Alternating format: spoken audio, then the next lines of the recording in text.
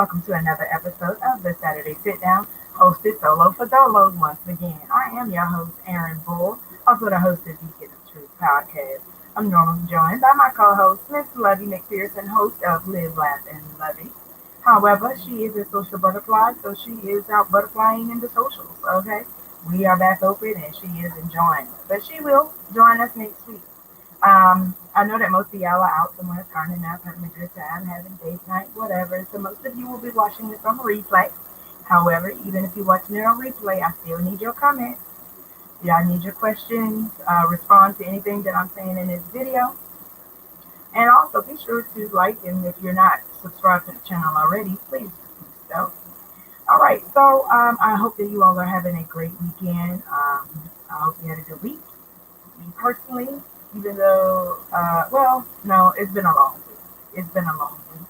However, I do have a 3-day weekend ahead of me, so I am super excited about that. I don't know how many times I said this, but I said it again. I work 6 days a week. Like, that's my schedule. 6 days a week, day in, day out, or week in, week out. So, having 3 days off is definitely a blessing for me. And with it being 4th of July weekend, I have absolutely nothing planned. Absolutely nothing planned, and nothing is my plan, okay? Pardon me if you hear the AC running in the background. I had to make it a little chilly in here so it'd be cool enough for you to enjoy my coffee. I wanted some coffee, but it was a little warm for it. But nevertheless, so I'm doing this episode by myself, so I will not be before you long. Let's get into it. So first of all, Bill Cosby was released from jail this week, from earlier this week. His case was overturned by the Pennsylvania DA. Sorry, y'all, just coffee is thing. Okay. But his case was overturned by the Pennsylvania DA because he was originally given a plea deal or something like that to where he couldn't was self-incriminate. And so because of that, what is it? Because of the, y'all, I'm trying to forget it. I forgot what you call it. But basically, because of the agreement with the prior prosecutor, he should not have been charged for this case. Now, what this means is that the facts in the case are still true. He has not been found guilty, not been found innocent, has not been exonerated. He just could not be charged for this specific incident. The other witnesses, I know y'all know it's like 70 women that came forward. Those were considered bad acts or prior bad act witnesses. So basically just witnesses that testified that he had done it before. However, they were not a part of the prosecution. So it wasn't like all of those cases, like the charges were relative to their cases. It was relative to one young lady.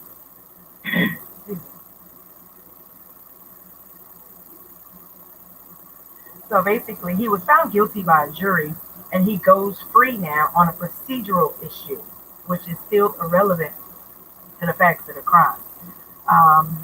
So the fact that he served any time, and that's really the best that we can hope for. I know that's kind of sad or whatever, but let me tell y'all a little story that I don't think I've ever told live on here, but I will. So when I was, when I was about 16 or 17 years old, I was molested by a family friend. I left the house, ran up the street, called my aunt, because my mom was at work. So I called my aunt called my dad called police. Police came down, and he ran away before they got here, whatever. But eventually he was caught, and he was charged and convicted of sexual battery, sexual assault, endangerment of a child, or something having to do with children, a child, because I was 16 or 17. I was under the age of 18, however old I was.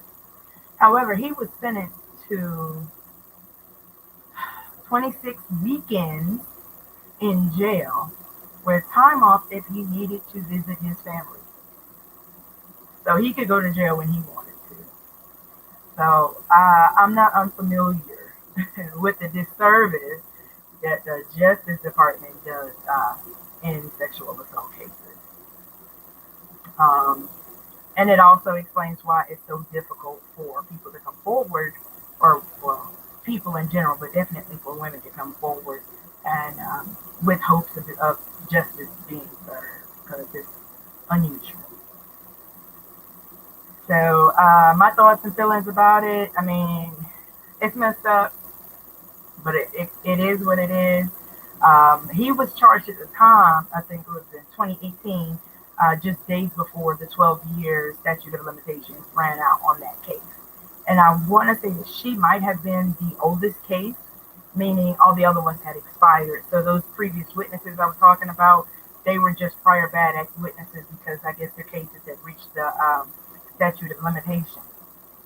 So, and he can no longer be charged for this crime, or he cannot be charged for this crime again. Of course, there's been an uproar, and I guess the different reactions to him being released.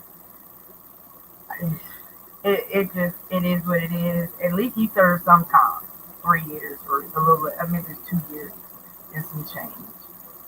That's that's to be expected, I guess.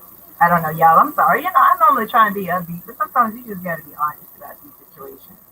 They're just difficult, and my thoughts and prayers go out to the victims and the families of the victims, and I hope that they can find a way to make peace with it because it looks like justice will not be served in this regard.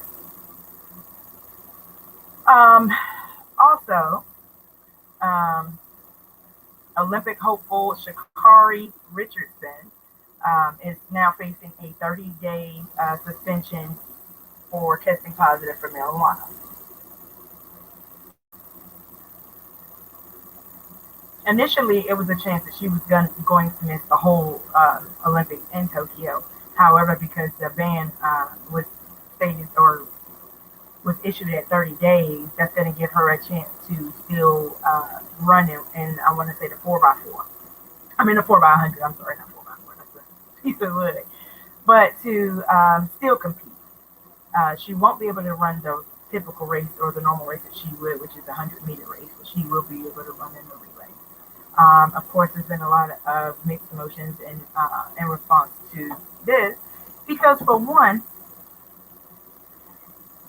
her testing positive violated the anti-doping rules or whatever of the Olympics. But if anybody is familiar with marijuana, it certainly does not speed you up. It doesn't even enhance your performance.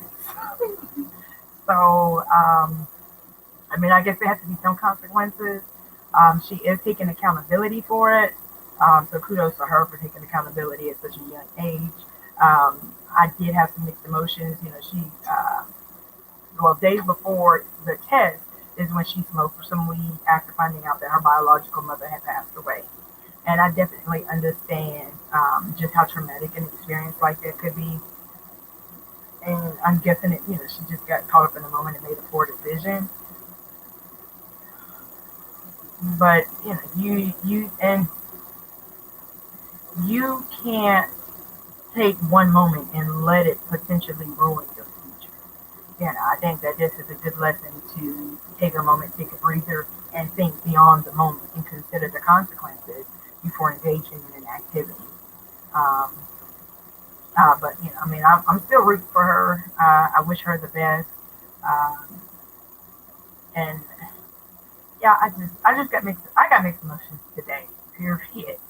But I mean, I'm glad that she's able to go and at least compete in one of the races. Um, but we just got to be smart. We have to be smarter. And I mean, she's been drug enough, so I'm not going to drag her. But we will use this moment as a teachable moment. Um, and I'm sure that she has learned from it. But I wanted to address some of the comments that were made concerning this issue. That where's her circle, and they were mad at her friends and this, that, the third, or whatever. But baby, the thing is wrong. She made the decision on her own. Okay, so you can't really be mad at the friend because what are you gonna do? Run over? I mean, you can't monitor an adult 24 hours a day. She made the decision um, to smoke weed and is unfortunately paying some severe consequences of it. Um, but I wish her nothing but the best, and I hope that it all works out for her. I am happy to see that she was not completely canceled. She didn't lose her Nike endorsement that she has garnered, and she's still able to go to Tokyo. So go USA. Speaking of which, so it is 4th of July weekend. I am here doing this episode solo Padello with 0 viewers for the simple fact that I am not or no longer really celebrating the 4th of July. I'm not knocking anybody that does, but I'm just treating it like Cinco de Mayo or President's Day or one of them other holidays that we just enjoy time off but don't really do anything to acknowledge or celebrate. That's what I'm on. So in other news, y'all, I'm old. I have to admit that. Because today I became the old woman that hates traffic. So short story, um, I live south of Atlanta, probably about maybe 20 minutes south of Atlanta. And I had to go to the West End to go and get my lashes. So I knew I had to travel into the city. It wasn't that bad going in. But, trying to make my way back home. Oh, I was so aggravated. And I was on the phone with B, and he was just laughing because I was just going off. I just, you got all these Dodge Challengers, these souped up cars. Like, this is Atlanta on a holiday, so it's all type of luxury vehicles out here going 2 miles an hour, so everybody sees you, baby. We don't care about your car. We don't care about your car. Please go. Please, please go. If you're on 20 and you're gonna stay on 20, you don't need to be worried about the people trying to get on 75, 85. Like, what are we doing? Yeah, people riding by with the radios loud. Like, I'm that old person.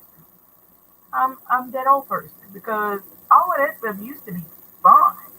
Like back in the day, I guess when I was young, oh, traffic, that was a good sign. You were in the right place if you were in traffic because it's a party somewhere. So you just follow the traffic. And I would. I'd get in traffic, be mesmerized by the cars, listen to the radio, to the songs and the beat and all that, whatever. And now I hear that same beat that I used to love and it aggravates the mess out of me. I'm like, oh, your trunk must fall off. You need to turn that down. All I need to say now is get off my grass. Oh, so, yep, I'm there. So my question to you is, at what age or what point did you realize I'm too old? Not necessarily that you old, but you change. You change because this today was my day. Because normally, like on holidays and stuff like that, I used to want to go to the city, ride through, go somewhere, go downtown. Baby, no, no. And it was in that moment at 2:30 p.m. today that I decided I would not be going back to the city until it's time for me to go back to work. No, if I got to do something, it better be around here, 5 minutes away. If I got to hit an expressway, I ain't going.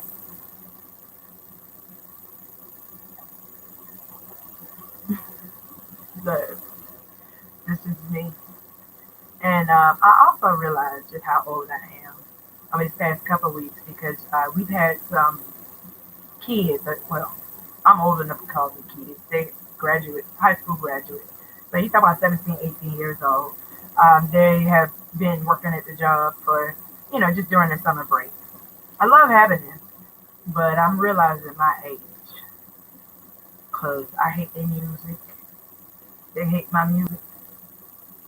All the jams that I listen to now, they're old. One actually asked me, "Can we get something at least from the 2000s?" I was like, "Is my music really that old? This is the 90s. What? 90s music is old now? Oh, I might as well go ahead and get ready for retirement, y'all."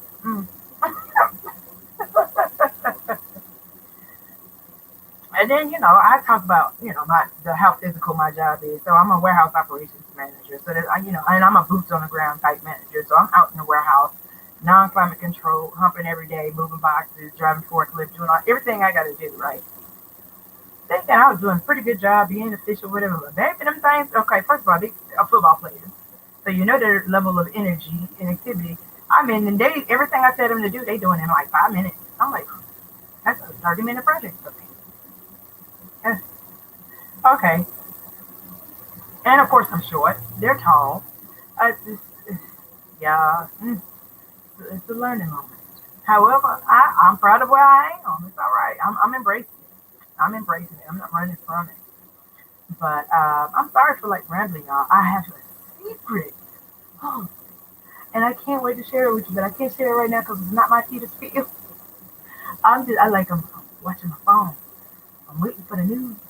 So I could tell y'all, I was hoping I was going to get it while I was on here, but it didn't look that way. But trust me, I will be back to spill the tea with you. But in other news, like I said, I'm not going to be before you long. I know y'all out turning up, celebrating. But I did once again want to recognize a lot of the people that support me, all of you guys that support me, that take me on dates.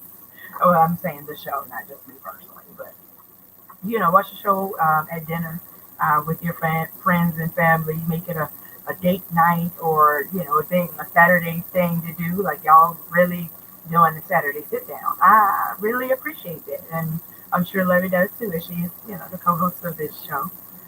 So with that being the case, there's a lot of you guys watching. We're not seeing that many comments. Don't be scared.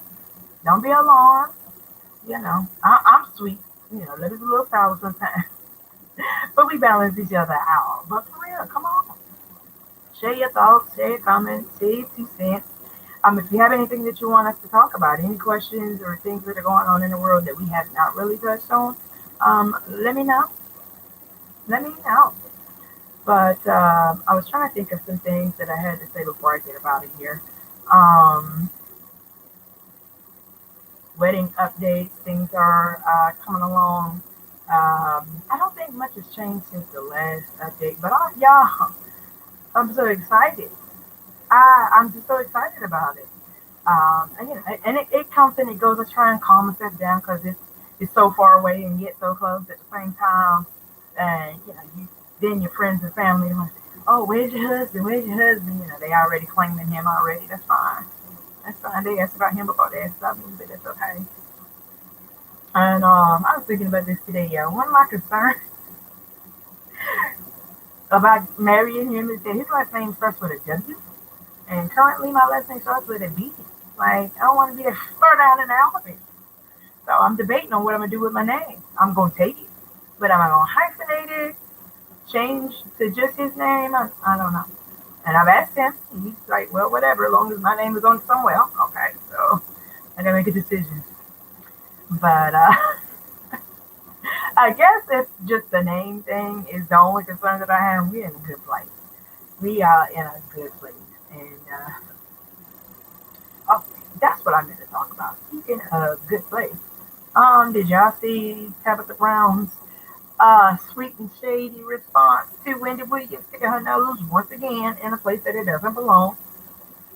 So Wendy Williams made some comments about Tabitha Brown, I guess, forcing her husband or encouraging her husband anyway to retire from the LAPD after 15 years. And Wendy saying that she knows what that looks like, and go follow your dreams, and then next thing you know, it's gonna be divorce. And she even had the nerve to say that Tabitha Brown and her husband's marriage wouldn't last very long. Not your business, not your place, ma'am. You don't know their business. Just because yours didn't work out doesn't mean anything for them. Because I wish I had the response played for you, but go look it up, y'all, and go look it up. Go watch the video, and then come back and share your thoughts. But after I saw that video, y'all, I had to pray to God. I'm like, God, please help me to have that type of just spiritual response, because My response would have been less than saintly. It would have been a little more friendly. Okay. But Tabitha really politely but properly checked her about it. And I think she's going to think twice before, but it's Wendy Lee, and she ain't going to think twice about it. But when we're talking about God, that was my other point. I was about to get out of here and not do everything that I was supposed to do. I forgot to run my banner. Lord. But one more thing I do want to cover before I get out of here. I know it's a little bit out of character for me. Don't be alarmed. Everything's still good. But I want to talk about God a little bit. Just a little bit. So I'm going to put up this quote. And it is from Matthew chapter 6, verse 3 and 4. But when thou doest alms, let not thy left hand know what thy right hand doeth, that thine alms may be in secret, and thy Father which seeth in secret himself shall reward thee openly. So basically, y'all, this is the little parable or quote that people try and tell you about, oh, don't let the left hand know what the right hand is doing. Basically, don't trust nobody, not even your spouse, because this is some bad marital advice that we have gotten as we prepare to go down the aisle. So I just want to provide a little clarification here. All right. So when the Bible says, let the left hand not know what the right hand is doing, that has nothing to do with people. What that is in regards to is giving alms, giving to the needy, doing charity, doing good work. Basically, don't be giving to the homeless people and making a video about it. Do it in secret. So when you do your good deeds in secret, the Lord will reward you publicly. It has nothing to do whatsoever with not trusting people. And it should be done so secretly when you're giving alms or charity, giving to those in need, that your left hand doesn't even know that it's happening. That's what it's about. So this is my little biblical moment. Yes, I do study the words, okay? But I really wanted to just bring some clarity to that verse because, as always, the Bible is misconstrued, miscontorted to fit our personal situations and what works for us as opposed to what it was meant for. So, I really don't talk about religion like that on this program just because I think that it's personal. I do encourage everyone to have a spiritual relationship, whatever version suits you. And I'm not one of those like judgmental Christians that think that you're supposed to believe this, believe that. And I just choose not to debate religion with people because we're people. We're all learning. So, it's kind of just not your business. Period. But yeah, so there's your fun fact for the day. And on that note, guys, I am going to get up out of here. But before I do, I will give you your black fact. So today's fact, I still can never get this angle right. We're getting a little better. I think y'all can almost see that. But nevertheless, it is Huey P. Newton, PhD. Okay. February 17th, 1942 to August 22nd, 1989.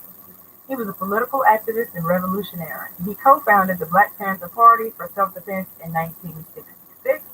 He overcame illiteracy and attended Merritt College and the University of San Francisco School of Law. In 1980, he earned a PhD in social philosophy from the University of California, Santa Cruz. He allied for freedom, full employment, decent housing, education, and military exemption for African Americans. He sponsored a free breakfast program for children, sickle cell anemia tests, free food and shoes, and a school. He was shot and killed in Oakland, California, August 22nd, 1989. And just to go back to that last fact, about he sponsored a free breakfast program for children, free food and shoes, and a school. That was where the WIC program came from. It actually was started by the Black Panther Party. And then, of course, the government took it over. And, of course, they do not give him his credit for it. So I want you to know that Dr. Q.P. Newton was responsible for that. All right? So, nevertheless, ladies and gentlemen, on that note, I do thank you so much for your time. Thank you for your support. And whatever you are doing this weekend, stay safe, enjoy, and I will see you soon. Have a great week. Have a great weekend. Take care.